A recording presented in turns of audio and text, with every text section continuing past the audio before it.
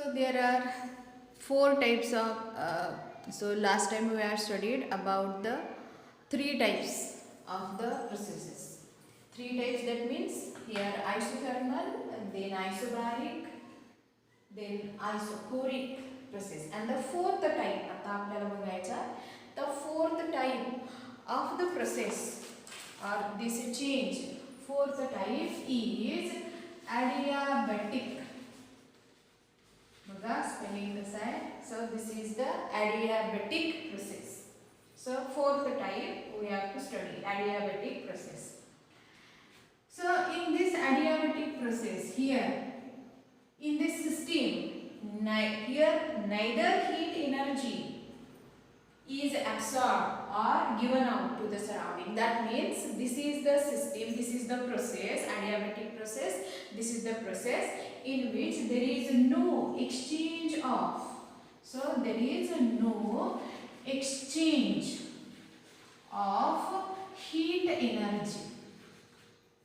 There is no exchange of heat energy from the system or to the system.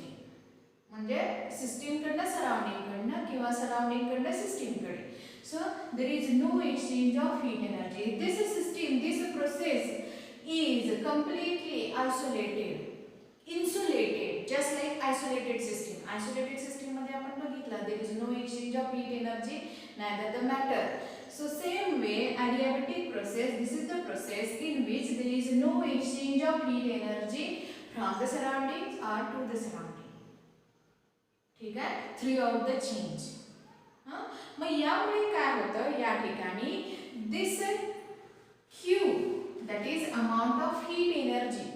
Q म्हणजे काय? So here this system is completely isolated. That is why this amount of heat energy Q is always zero. या ठिकाणी काय असतं? Q काय असते? Always zero असते. That का हे होतं? Because there is no exchange of heat. Q म्हणजे काय? Heat energy. ही काय राहते? झिरो राहते. आता या ठिकाणी काय होतं बघा, if reaction is exothermic, exothermic मध्ये काय होणार आहे? Heat energy is given out to the surrounding. लक्षात येते? मग आता heat energy is given out to the surrounding, ज्या वेळेस ही हीट बाहेर पडते त्यावेळेस काय होणार आहे? ह्या प्रोसेस मध्ये काय होतं? adiabatic प्रोसेस मध्ये जर रिएक्शन आपण करून आणली, कुठली एक्झोथर्मिक रिएक्शन करून आणली. So if reaction is exothermic, heat energy is कुठं होते? Heat energy is given out, बाहेर टाकली जाते. कुठे बाहेर टाकली जाते? सिस्टीम मध्येच राहते. का सिस्टीम मध्ये राहते? Because there is no exchange of heat. लक्षात येते का? म्हणजे या ठिकाणी हीट एनर्जी या रिएक्शनच्या वेळेस बाहेर टाकलेली हीट एनर्जी सराउंडिंगला दिली जात नाही. Because the system is adiabatic, the process is adiabatic, so no exchange of heat, and therefore in exothermic reaction here the temperature rises. या ठिकाणी काय होतं? टेम्परेचर राइजेस, वाढतं या ठिकाणी temperature.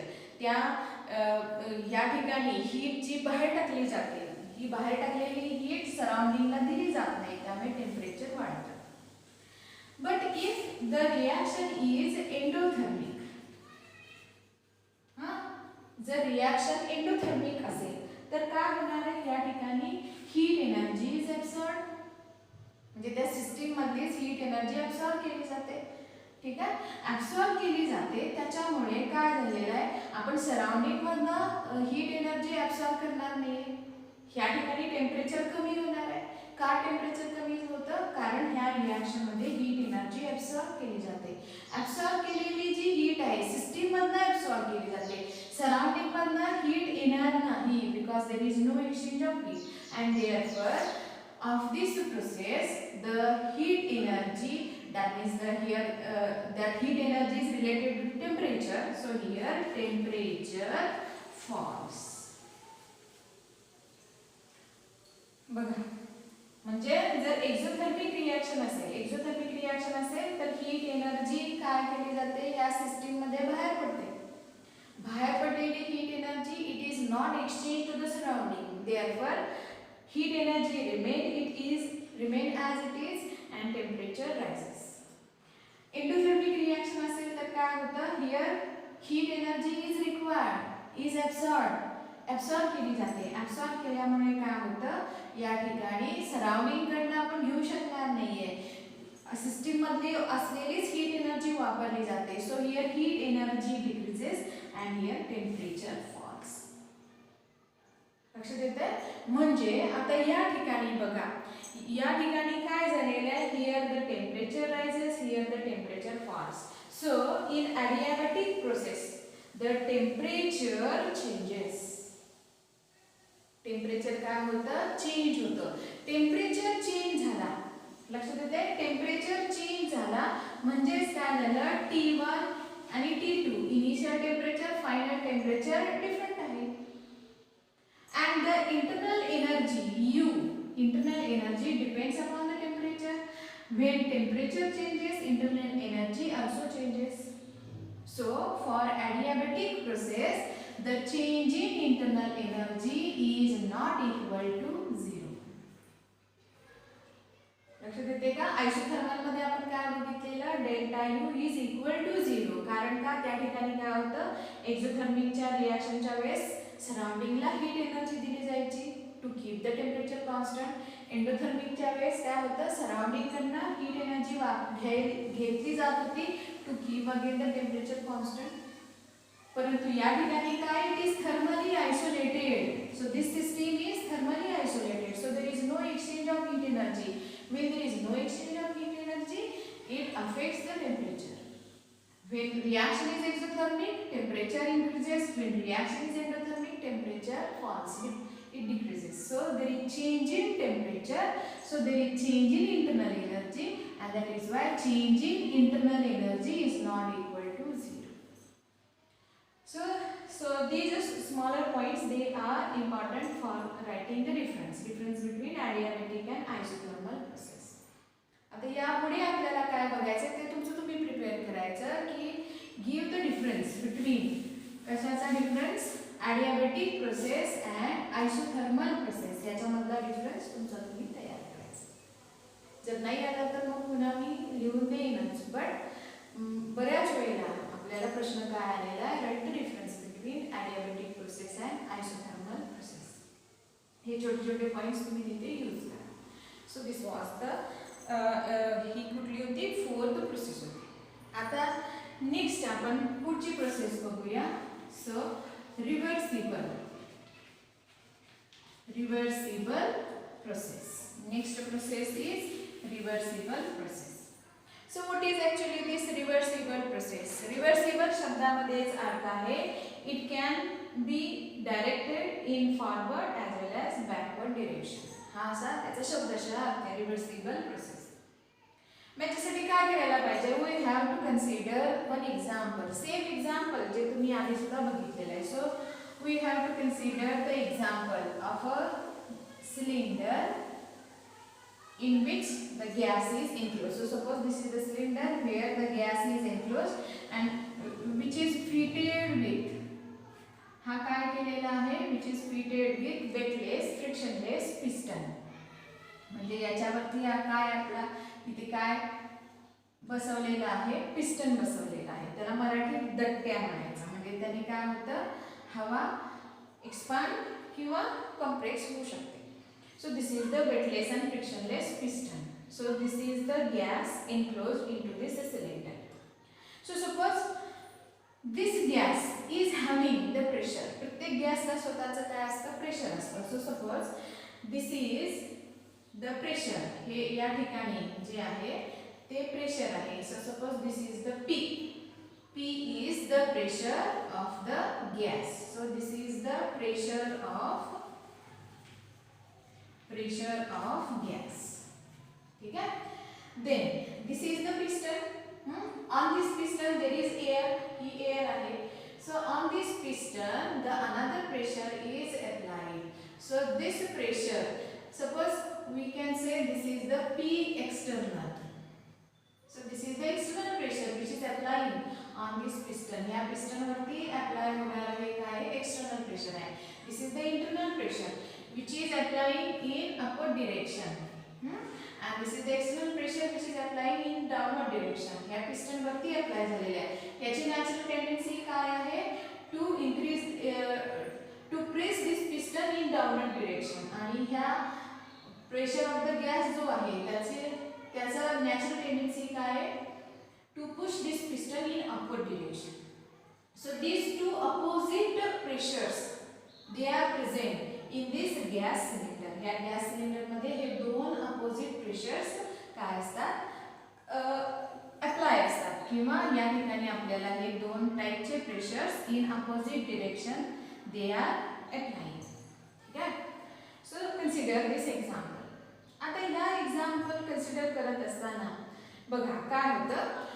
So this pressure of gas we can call this pressure of gas is as a driving force.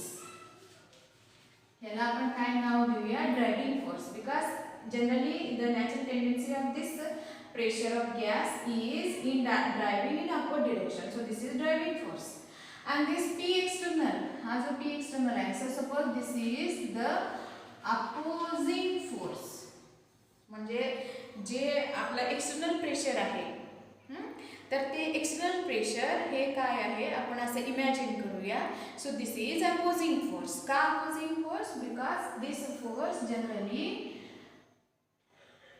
Apply on this piston to move in downward direction. म्हणून त्याला आपण अपोजिंग फोर्स असं म्हटलं तरी चालेल. बघा नेक्स्ट आता हे जर आपण एक्झाम्पल कन्सिडर केलं. So at this state he suppose this is the initial state. At this state this gas is having the fixed pressure, fixed volume and at constant temperature. म्हणजे ह्याचं इनिशियल टेम्परेचर तुम्हाला माहिती आहे. Initial temperature T1 आहे म्हणजे constant temperature घेतलेला आहे. Pressure P1 म्हणजे हे प्रेशर ऑफ गॅस फिक्स्ड आहे आणि त्याचा फिक्स्ड व्हॉल्यूम आहे. So this is suppose this is the initial state. आता काय होतं?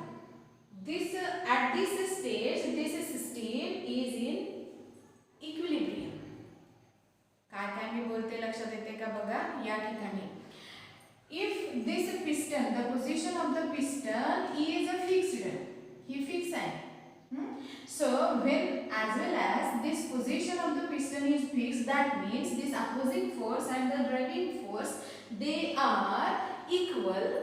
लक्षात येते का? म्हणजे या ठिकाणी ड्रायव्हिंग फोर्स आणि अपोजिंग फोर्स जे आहेत ते दोन्हीही इक्वल आहेत. म्हणजेच या ठिकाणी there is no expansion or compression of a gas take place. Piston आपण तिथेच ठेवलेले आहे म्हणजे गॅस वाढत पण नाही आणि कमी पण होत नाही. म्हणजे this gas is in equilibrium. This system this process is in equilibrium. कारण का? These two forces opposite forces they are the same. म्हणजेच या ठिकाणी सिस्टीम इज इन इक्विलिब्रियम. ही जी सिस्टीम आहे is in equilibrium with the surrounding. लक्षात येते का? या कधी हे when these two opposing forces हे जे आहेत हे कसे आहेत इक्वल असतात. आता जर समजा आपण काय केलं इफ दिस P एक्सटर्नल हा जो P एक्सटर्नल आहे इफ वी रिड्यूस म्हणजे काय केलं आपण P एक्सटर्नल रिड्यूस केला म्हणजे एक्सटर्नल प्रेशर कमी केलं तर काय होणार आहे? This driving force if this P external is काय केलं आपण रिड्यूस केला बाय इन्फायनाइटसिमली क्वांटिटी म्हणजे व्हेरी स्मॉल क्वांटिटीने काय केलं एक्सटर्नल प्रेशर जे आहे अपोजिंग फोर्स जो आहे तो रिड्यूस केला कमी केला. Then this piston will move in upward direction. काय लक्षात येते का? अपवर्ड डायरेक्शनने तो पिस्टन मूव होईल. म्हणजे आता नवीन कंडिशन ह्या पिस्टनची आपल्याला कशी दिसेल? या ठिकाणी हा पिस्टन येणार या ठिकाणचा हा नवीन पिस्टन हे तयार झालेलं नवीन एक्सटर्नल प्रेशर. म्हणजेच काय झालं? There is increase in volume of the gas. या गॅसचा व्हॉल्यूम काय झाला? It increases by infinitesimally small quantity. फार मोठे एक्सपान्शन झालेलं नाहीये but with the smaller extent here this gas expands. लक्षात येते? So when that system was in equilibrium, या ठिकाणी इक्विलिब्रियम होते, त्यावेळेस काय केलं, by smaller decreasing the external pressure opposing force we change this system, it reaches to its final state. That means smaller infinitesimal change in the opposing force, the expansion of gas will take place.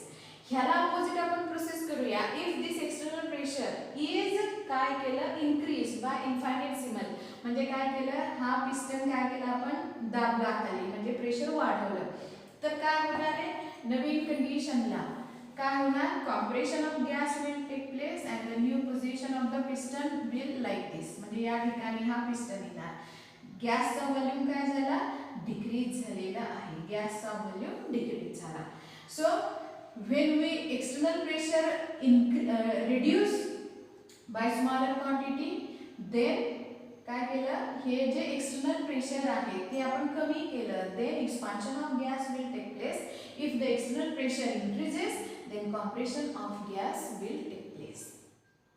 लक्षात येते का, म्हणजे आता reversible process, आता या ठिकाणी ही जी प्रोसेस झाली रिव्हर्सिबल प्रोसेस झाली. आता रिव्हर्सिबल प्रोसेस म्हणजे काय, this is the process, any process which is conducted, म्हणजे विच इज कॅरीड आउट, कशी कॅरीड आउट केली, इन सच अ मॅनर, अशा पद्धतीने at every stage of the system, प्रत्येक स्टेजला of the system, the driving force म्हणजे काय, this is the pressure of gas.